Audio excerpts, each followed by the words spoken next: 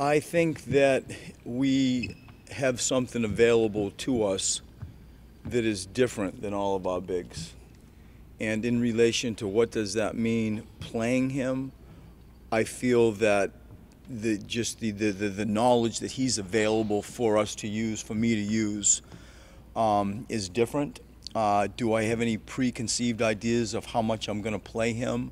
Not really. I think that initially, you're going to feel the Amir situation out. Obviously, there's a competitive situation right there with Amir and Rashawn. And I think the game is going to speak louder than sort of my preconceived notion. What you should hear the loudest is he is back. He's different. We're excited to have him back, and he can help. He can help this team. What is different about Rashawn? There's an athleticism that is. He's an elite roller. He rolls to dunk. I think that his breakaway, like rim to rim speed, just running in early offense, is A plus. There is a sort of tenacity and a toughness. He wears his heart on his sleeve that I think, adds to what we're trying to do anyways. But there's just a bounce, there's a bounce to Rashawn Holmes that makes him different. Brett, I know you've been trying to get Dario going by either bringing him off the bench in different lineups or bringing him to the starting lineup last night. Do you think any of his struggles are just that he's relied on a lot more this year where he's got to make outside shots with the construction of the lineup that you have? I think that's a fair point. Like, I feel that, and I've said this for a while, it was his only goal over the summer. His true impact will be greatest felt with his three-point shot. And I'm purposefully pausing. Like he comes in and we get how tough he is, and he's learned how to take, his level of athleticism and, maneuver inside and up and unders and so on, and sometimes that gets swallowed up. And so him on straight line drives when there's a clear path where he can get to the rim because there's a clear path, he's pretty good. He really can pass the ball. He thinks at a high level.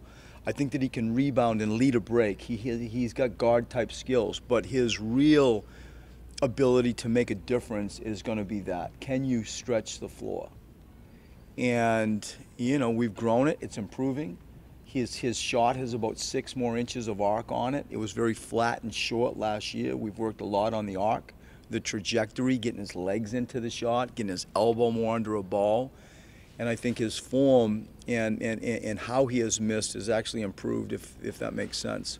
But I think that it's a real connection to his and our success, the three-point shot. It sounded like a lot of guys last night. I think you said, too, that you're seeing unselfish play with the passing. What promotes that? What's caused that? What do you point that to? Who is it? Is there a who behind it? I mean, it's what we talk about every single day. It's we score. It's what we do. It's 76 of basketball. The pass is king. You've heard me say since I've been here, I think it's the single quality that can either make or break teams. I think it trumps almost everything. If you have a team that just doesn't share, it creeps into the defense. That's not a collaborative thing. And so we've always glorified and rewarded the pass, the extra pass. It features on film tape every single day. It's talked about at practice every single day. It's good to great. It's .5. All that stuff you've heard me talk about since I've arrived. And I think last night, that popcorn stuff where that thing's just flying around the gym, and it's an unselfish, fun way to play, and that's who we are. That's how I personally think the game needs to be coached, and I'm sure there are 29 other coaches that would say the same thing. But I'm proud of what we're doing in relation to how we're growing the offensive unselfishness. Brett, one of the words you've used and others describing Ben is poise. Are you able to unpack that a little bit, kind of explain what that actually means, or maybe examples of how that manifests itself on the court? I mean, last night in the third period, to your exact point, we're on the bench, and I'm going to a higher level with demanding, asking for defense. I thought that our defense and our ability to just guard our own man was poor as it has been. And, you know, I do my coach thing, and we're going through it, and before we go out on the court, I can hear Ben talking about, you know, there's lots of time. We need to make a few stops to get on a run. There was a level of leadership and maturity that was settling. And as I've said to everybody before, he's not, you know, going to be talking about a lot and using, to me, unnecessary words. Like, he chooses his words quite carefully, and he's sort of a, you know, quietly spoken young man. And so when he does speak, you know, maybe that counts for a little bit more. And in that example, like, I thought there was a level of poise that was impressive. You see him when they go, you know, hack-a-shack, you know, hack-a-bend. Teams are going to do that. When we do that to, like, DeAndre Jordan, and you can see different players, Drummond, when you do that, that walk to the line is a long, slow walk.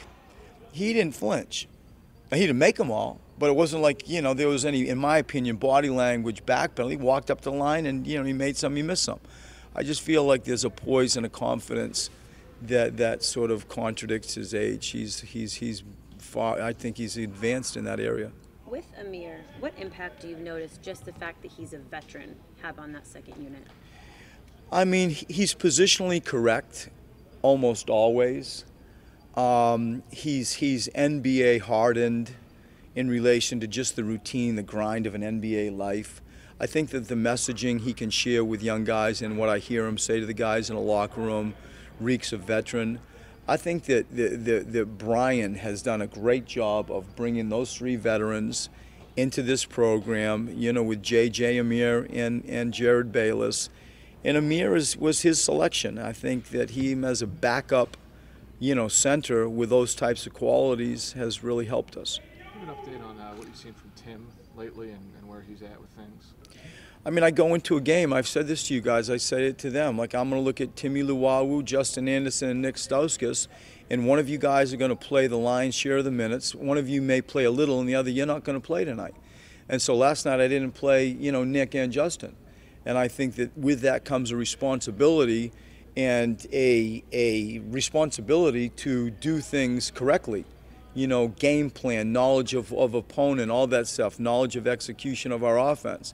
I thought defensively he was a C, and that's going to need to improve in order for him to hold on to that kind of slot.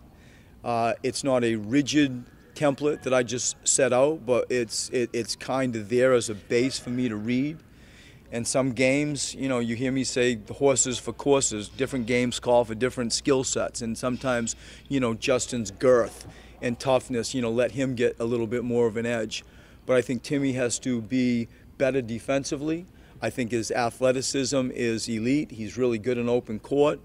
His judgment also will be reflected in, are you making some threes at a reliable rate?